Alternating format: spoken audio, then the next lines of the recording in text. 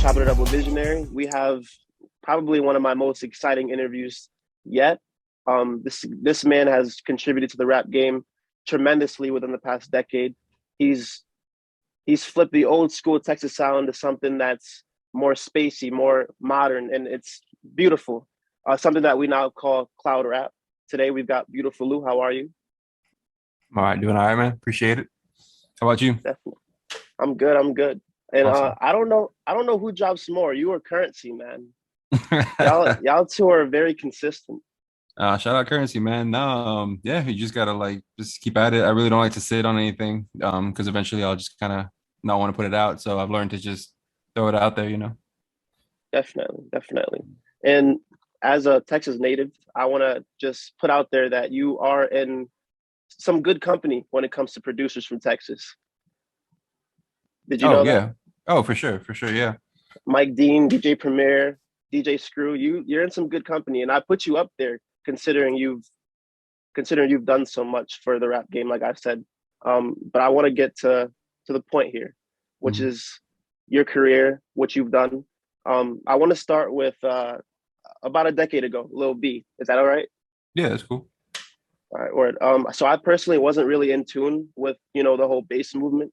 So do you want to go into how that transitioned into something as big as it was?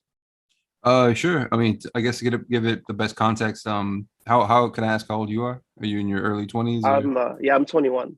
21? All right. Yeah. So back then, that was about probably 10 years ago, like you were saying, decade ago. Yeah, the whole bass movement, really, I guess Little B was coming off as being like a mainstream, still the mainstream artist and the mainstream. He was looked at as a mainstream artist because from the Vans and his work with the Pack and stuff like that, and the Van single.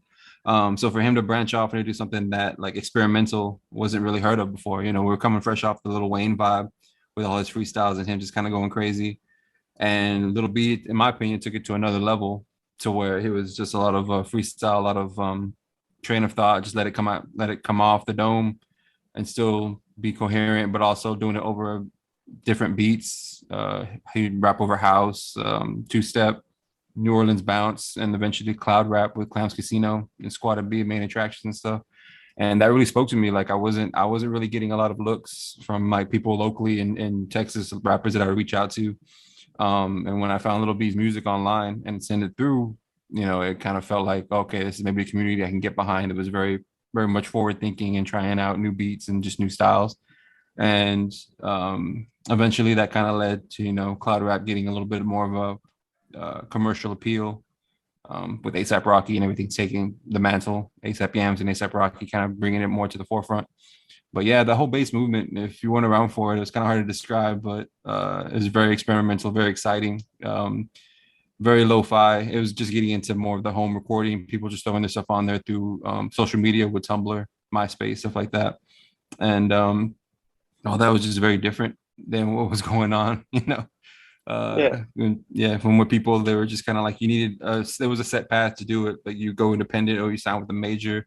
And this was right around the same time where everything was just being like do it yourself and just like throwing it out on the internet and just catching fire through there, which is just very crazy just to be around the beginning of that. And you also you kind of jumped ahead a little bit, which I like. You mentioned uh ASAP Yams and ASAP Rocky and everything like that. And I just wanted to ask quickly, because again, you mentioned not being able to find work within local artists. So what was that moment like when you were able to finally connect with Yams and Lil B and find people that were curious to, or even just seeking the sound that you were producing already?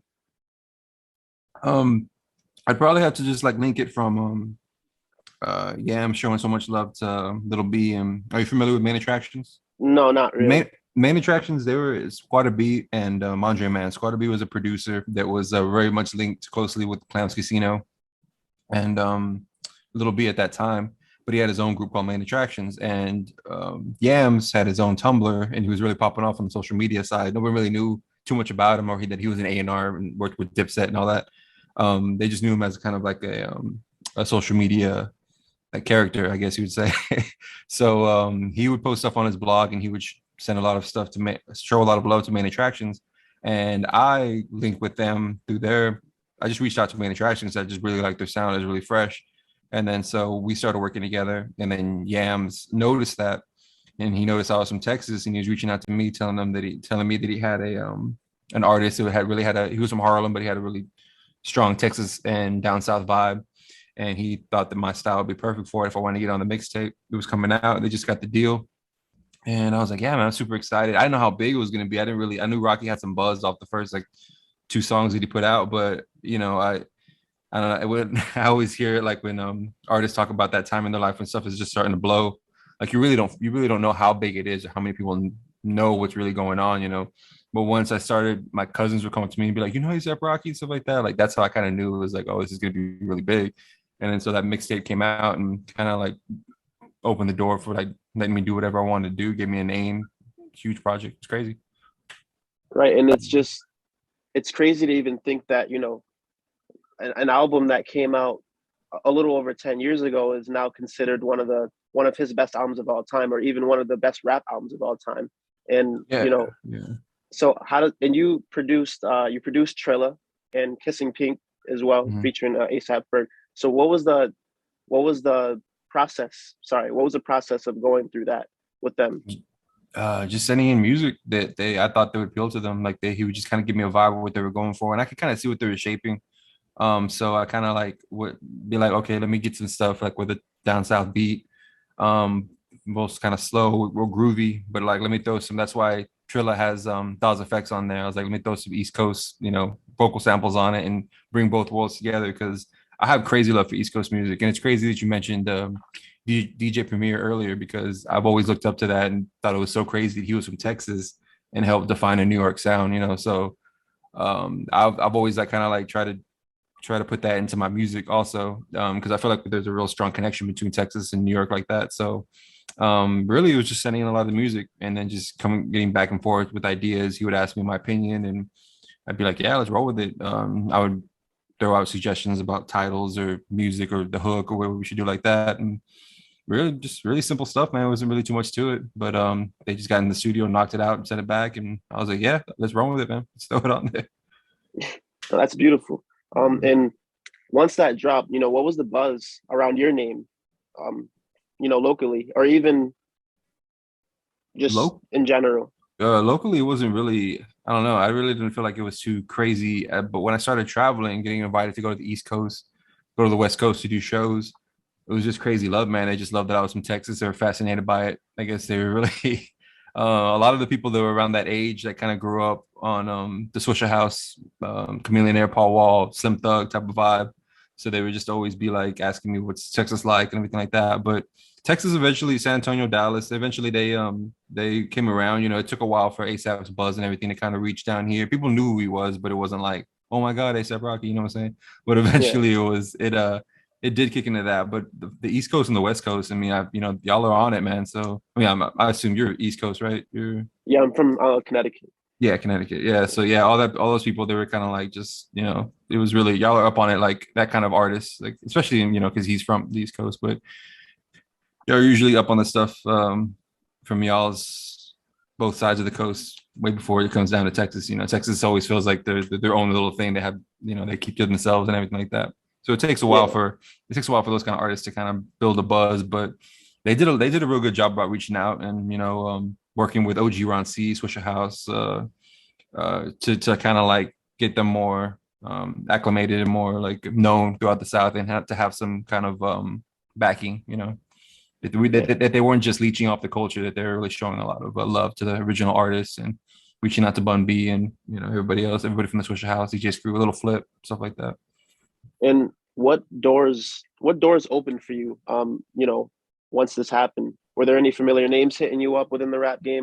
Yeah, yeah. I remember I didn't get to work with them, but I remember Trey the Truth hitting me up looking for beats for like Lupe Fiasco, stuff like that. That was really cool. I sent some stuff, but nothing really worked out. But as far as like stuff that did happen, like Fool's Gold reaching out, shout out DJ shout out, yeah, A Track, Catch Dubs and them. I actually got to be and work with the Cameron project that's coming out with Fool's Gold. But also the other stuff that came with it, working with NBC, doing work with their TV shows, making music with them, Adult Swim, Cartoon Network. They were reached out, wanting music. I got to do some music with them, and also released a single with them with Riff Raff and Action Bronson. Mm-hmm. It just really, really opened the doors up, man. It was crazy. Like it really solidified me in to do what I wanted to do. And people were kind of like, we're getting what I was trying to do more.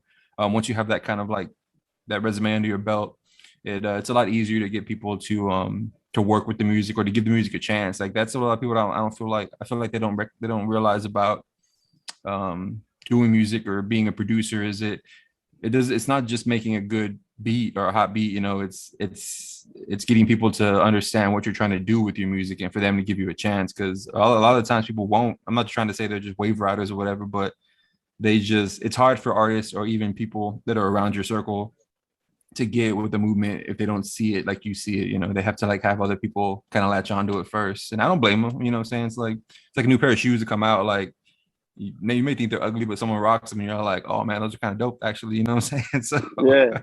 yeah. So it takes a minute with anything. It's like anything. It's like anything. Right. And speaking of Riff Raff and Action Bronson, I was going to ask you about Adult Swim later on, but since you brought it up, I'm just going to ask you now. Um, was that because I know you're actually cool with Riff Raff, correct? You Yeah, two yeah. actually have you two are actually friends, Yeah, we or hit each other up. They'll hit me up. I mean, as far as like people in the industry, like I would count Riff Raff as a friend. Yeah, I mean, I feel like we have that Texas connection, and I think he really appreciates that I always was there in the very beginning when he was getting a lot of hate and a lot of he wasn't really necessarily crossed over yet. People were just kind of looking at him like he was a joke or something. But I always was just telling people like, nah, man, this guy is like he's for real with it. Like he really loves the Texas culture. Raised on Swisher House, you can obviously tell.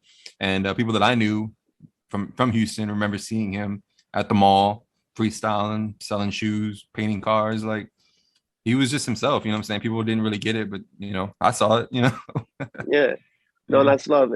And my question about Adult Swim though was that opened up an opportunity for you to also work with Vice to partner up for a music video. Am I correct? Yeah, yeah, they did. They paid for the Ryan's Belt music video with Kitty Pride. Right. And to have, to have a full set like that, how eye opening was that to be part of something that, you created but it was coming to life visually to a professional, standard. Yeah, it was cool. It was just I don't know, like I said, like it's just crazy that we just make these songs in like 30 minutes back and forth on the internet, and then people want to get behind it with money and stuff. But they offered it. I mean, I give all that credit for that video to Riff Raff because he really put everything in motion. Like he was running around with Diplo at that time, and they kind of just had that relationship with Vice, and they were willing to put it out. He hadn't really had a video that even surpassed 1 million yet. I think the Chief Keef one did. Him and Chief Keef had a video, but this video that we did with it was the first one to push him over 1 million, and I think it was really integral to his career. But yeah, it was just really cool working with Jason Miller. He was a director that did a bunch of major MTV videos and stuff. But yeah, it was cool. I really like that visual, man. It's cool that you dig it, even if it's all these years later. No, really, that's what music is all about, longevity, and things like that last a very long time. So Cool, cool. and Appreciate you that's a for beautiful listening. thing. Of course. And now to get to your production, I want to ask you a few questions about that. What Mhm. is the first question, just to start off, what's your favorite or go-to music production software? Lately I've been using just FL Studio. I'm on 12 really. I started out back when they used to call it Fruity Loops. Started out with 3.4, and I was using that still up until like fairly recently. I would say like even 2015, I was still using it. I'll use a 404 maybe for sampling, chopping up some stuff. I'll use my other Roland DJ controller. But I'm always just stuck with FL Studio since that's what I started with. So you no longer use the narrow program to chop up your samples. No, I don't have to because I just chop it up inside of FL Studio now. But back then, 3.4 didn't have that. It was very, very basic. So it didn't even have a wave chopping part in the program. So you had to use something separate to do that, import it in. Old man, like old stuff, bro, old stuff. What is your process in the studio, working alone versus working with another artist? As far as working alone, like that's why I make most of the beats. Like I just kind of zone out, listen to just different records, whatever I pick up. I usually throughout the week I'll just go hit up record shops. I'll just go shopping, or I'll just listen to YouTube. make a playlist, and then go back to it, see if I can find a higher quality download somewhere else. I got a few websites that I don't like to give up because they've been posting a lot of like rare vinyl that they still post it till this day, and I still kind of like reach out to them and see if they can send me stuff. But then I'll just kind of like I'll do that. I usually work at night, usually around midnight when I start, go till about 3:30, 4 in the morning. To me, that's the best vibe. I try working during the day, but it just feels weird. But as far as working with like somebody else, I don't really try and I try and paint the picture of what I'm looking for as far as the track. But as far as like telling them, yo, rap like this or rap about this, I really stay kind of hands off approach. I really like just seeing what the artist wants to come through with, and probably just coming with ideas that I never thought of. Because I mean, I consider myself a producer first and a rapper way second because rap is so much harder for me, and making beats comes so much more naturally. That I don't feel comfortable telling rappers like, yo, do it like this. You know what I'm saying? I really trust their process and what they bring to the table. Very collaborative, 50-50, you know? Right. And speaking of your production, once again, you used to prefer CDs to use Mhm. your for sampling. Why CDs against vinyls? Because because I like to record. I mean, I like to sample a lot of stuff from the '80s, early '90s, and that stuff just wasn't on vinyl. You know what I'm saying? So you can only really find stuff on CD, and even so much as like 10 years ago, it really stays kind of the same. It's been the same, but CDs are just so much cheaper. They've been like really just 50 cent CDs all through half price books, just different things, and it was just stuff that I could find. And I feel you though, with the vinyl, I really wish that the stuff that I could find on CD would be on vinyl for that dirtier feel, that more vintage feel. But you just couldn't find it on vinyl. There would just be CD pressings only. So shout out both of them, man. I'll sample whatever. I'll sample off a TV, you know, off the TV, or I'll sample whatever, really, man. But I don't really have a preference. I might have said that in an interview or something like that. But no, I really, especially these days, like I'll sample anything, man. YouTube, the TV, old VHS, any kind of sound, really, man. Like, there's no limit, really. We're living in a time right now where there's just so much music out there. Like, you can sample whatever, and it's not really gonna matter. I mean, as long if it blows up, you know, I have a publisher. I work with people that can clear samples and stuff like that. But I don't care anymore. And my advice to producers that do sample, like, don't worry about it, man. Like, there's so much stuff out there. Like, it's just not getting cleared, so don't worry about it. Unless you're sampling like Michael Jackson or something, I mean, just go for it. Just make the beat first, and then worry about all that later. Okay. And you've worked with various artists from Rocky to Action Bronson to Riff Raff to Lil B. What draws you to working with certain artists? Probably first off with their sound, of what they usually rap over. If I think it's something that it's in my lane, then definitely I'll feel more inclined. Um, uh, I mean, that's pretty much it. I mean, as far as like what rap style, like I like so many rappers. Like whatever you bring to the table, whatever you feel comfortable rapping about, or whatever your style is, I'm all for it. Like I feel like any rapper can get on any beat. It's really up to them, you know, if they're willing to go for it and to jump on something of mine. Um, everybody that I've worked with, I feel like makes sense. Even when I got the chance to like work with Cameron, like I feel like okay. I mean, I grew up on Dipset, and I feel like my beats are heavily influenced by their sound, so it made sense to me. Um, and stuff like that. Uh, yeah, really. And what's been your biggest challenge when it comes to working with artists, of that Um, standard? really just me being stubborn about staying in Texas, I guess. I guess not really moving to the West Coast or the East Coast. I've really just stayed in Texas. And so it's kind of harder to like, you know, to get people to, hey man, let's do a song or check out these beats. Like it's really it's really I get why people move. Like I hear people like, oh, I moved to Atlanta, and the next thing you know, I got a song with Gucci Man or whatever. Like I feel it because you're there and you're the person's right there, and you face to face and give them the beat, throw it on there. If they like it, they record it right there. And that's the biggest challenge for me is just meeting people and being able to convince them to get on the beat. If that answers your question, Um, I'm not sure. yeah, no, I mean, it answered it. Yeah, yeah. But now we're gonna move on to your visuals. You have some pretty crazy music videos. But outside of that, you've always kind of, stayed true to yourself, stayed true to Texas, even within those visuals. So What do you want people to take away from Texas when they see where you are? I mean, that's a good question, but I don't know. Just kind of just showing people what I grew up with and why I'm the way I am, I guess.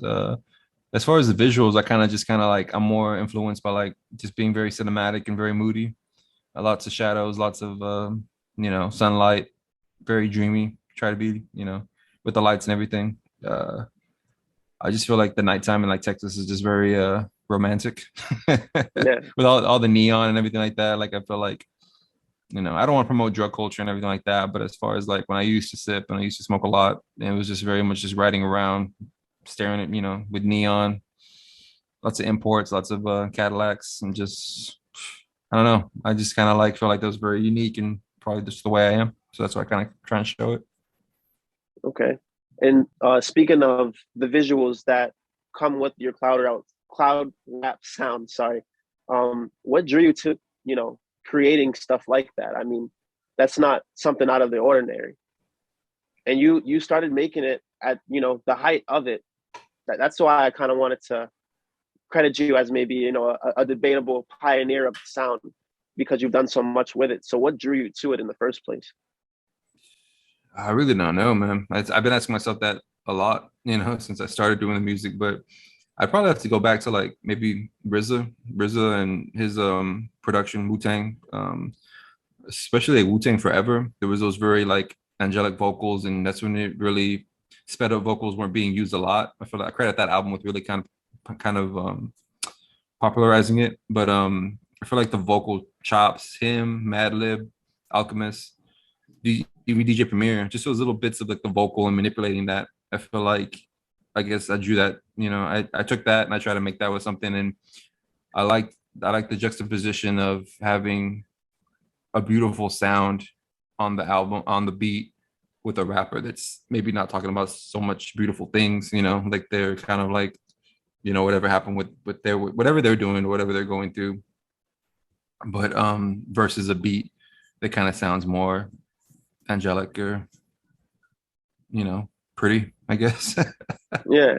Yeah. No, and it's interesting that you brought up the RZA and the Alchemist, and the fact that they can bring out a specific vocal within a sample and make it sound beautiful because you also do that you like beautifully within your music, and you bring out that feeling of like you can see it. Everything you basically just said about your favorite producers, like Mm. you also do it, and Oh, thank you. so I wanted to point that out. I mean, you're giving flowers to some of your favorite people, but you're also a lot of people's favorite producer as well, and you do what the goats also do, but in a very like you said, eerie, dark, and cloud rap kind of way. So that's just that's something that I've always wanted to know. Where did that come from, and everything like that. But even if you don't know, that's okay. Thanks, man. Thank you, though. Thank you for the words. Of course. But now we're going to enter Visionary's hot seat. I don't know if you're familiar with that from my previous interviews, but within this, it's kind of like I give you two options. You pick one of two things, and I ask you six questions. All right. And you have 5 seconds to answer each question. Oh, okay. Is this a drink traps thing? We're gonna do a shot or something? No, I'm just kidding. No, no shots, no shots. Got you. All right, ready? I'm good. Okay. Outcast or UGK? Outcast. Trilla or Kissin Pink? Kissing Pink. San Antonio or Dallas? San Antonio. Swisher House or DJ Screw? Swisher House. Okay. You actually surprised me with that one. I thought you were going to say DJ Screw. I can Um, expand on some of these if you want. Like, or if we want to go back and talk about it a yeah, little we're bit gonna like we're that. gonna go Okay, back. cool. Better verse on Long Pink, Action Bronson or Riff Raff, Riff Raff. and another Riff Raff one, Lil B or Riff Raff. Little B. Okay. Yeah, I want you to expand on a couple of these. Specifically, I want to start with the better verse on Long Pink. I just think Riff Raff just came with his own style, with his style that was very like he just stops rapping at one point. He's just kind of like talking about he's ordering food off the truck from he's ordering chimichangas and I don't know that cracked me up. I remember the first time he sent that back and I just started laughing at it. Like he stopped rapping. He just started talking, and I just like stuff like that where it's just like I expect that Action Bronson's verse is amazing, but it's more straightforward like what you expect from him. But Riff Raff seems to always throw something in there. Just he just knows what the track needs to like catch someone's ear and be like, yo, bro, check this song out. It's hilarious or whatever. So shout out Riff Raff. Word. Shout out Riff Raff. Um, I also want you to expand on Swisher House and DJ Screw. Much respect to DJ Screw and his innovations and everything like that. But if I'm being honest, it was a little bit before my time, and Swisher House was my time. I feel like I was coming up right when they were right before they got their major deal, and they were just really an underground movement. Where burnt CDs were getting passed around. I would hear it in the car. People were driving around. Go to the movies and you hear people in the parking lot just bumping Swisher House all the time, and it really just influenced me. They're what they were doing, and when I was to come up, whatever music you hear when you're coming of age, that really was what sticks with you. I feel like so that I have to give it up to Social House, and I still go back. I listen to DJ Screw stuff too, but I really go back to all that classic Social House, chopping them up, mixtapes, Paul Wall, Chameleon, Get Your Mind Correct, all that stuff. So I really, if you're gonna make me choose, and if I can only listen to one, I'll probably go with the Social House stuff. All right. And plus, One. I know those dudes too. Like, my bad, I didn't cut you off, but Michael Watts, shout out OG Ron C. They show me a lot of love. I didn't really expect to be embraced like that, but every time I run into them, their love. They post me, they post my music, and so I guess I got to shout out Social House. Word. Um, and one more I wanted you to elaborate on Trilla and Kissin Pink. You chose Kissin Pink, correct? Yeah. Yeah. Why is Uh, that? I just feel like Kissing Pink is everything in a beat that I've been striving to make. Trilla was a lot more. I feel like more of a traditional beat. I don't really sample too much soul, 70s soul, and break beats like that. Well, I do, but Kissing Pink, I feel like was everything that that if I had to show somebody what my style was, I would show them Kissing Pink because as far as it has the vocal samples, the rap vocal samples, the 80s new wave loops that I was chopping up in there, the drums, the tempo, everything that I feel like I've tried, I strive to make a beat came out perfect in Kissing Pink. So I always got to show love to that beat. And I feel like that's 100% my style. Like Trilla, I feel like it's a little bit more ode to the DJ Screw sound, but Kissing Pink is something that I feel like I did out of my own imagination, Okay. No, that's beautiful because I've to elaborate for myself because I've always liked Trilla so much, and it was Mhm. because I'm from the East Coast, and I felt I felt such a perfect mix of what you were bringing from Texas and the New York sound that you wanted us to feel as listeners in there. Awesome. Yeah. So I Awesome. just it was the perfect mix of everything in that beat. But all praise to you, beautiful Lou. No, it's awesome to hear, man. Thank you for that. That's cool. That's really cool. Of course. That's what I was going for. Yeah. So as we wrap up, who do you want to work with that you still haven't worked with yet? Oh man, anybody really. I mean, as far as rappers that are, unfortunately, a lot of people that I wanted to work with passed away. MF Doom, Prodigy. I was in the process of working with Prodigy, and it's a lesson that I try and tell people: like, do not put stuff off. Like, send, not so much that even he's just a rapper. He's a really cool person and everything like that. He's much more than just being a rapper, of course. But as far as like, I just didn't, I didn't, I wasn't on it. I didn't send as much, as I could, as fast as I could. But yeah, it's just unfortunate that a lot of people that I have wanted to work with have passed away. But I will say, off the top of my head, probably Most Def ever to me is like one of the best rappers, one of my favorite early on. I don't know. That's hard. It's hard. There's so many any rapper really, everybody out there, man. There's just so many good rappers. Like, I wouldn't mind getting on a beautiful Lou beat. So Are there any Texas natives up and coming that you want to maybe show love to, or maybe that you even want to work with one day? people coming up in Texas. Of course, there's Southside Hoodlum. He's from San Antonio. Where I've been working with his producer. There's that Mexican OT. As far as people that have been like still that have been around in Texas, Maxo Cream still I still got to get one in with Maxo Cream. Me and him have done so many shows together. He's always been saying to give him beats, but I guess nothing that give him has clicked. But I feel like Maxo is a good representation of the Texas sound, what it sounds like now. You know what I'm saying? So as far as them, yeah, probably them, really. Okay. And interesting that I bring this up at this very moment because my last interview was actually a Texas up and coming artist from San Antonio that maybe, maybe you want to work with someday. He's very talented. His name's Seba. Mm. I haven't heard of him. I'll check him out for sure. Yeah, check him out. He's dope. But I feel like, maybe you two would click. Saba, Saba. Seba. Seba. Yeah, Or yeah, Seba. Seba. Seba. No, I honestly haven't heard of him, man. But I'm definitely down to work. I'll definitely check him out. Send me his if you can send me his links or whatever, hit me on Twitter with it. Definitely. Mhm. I got you. Cool. But yeah, this has been chopping it up with Visionary.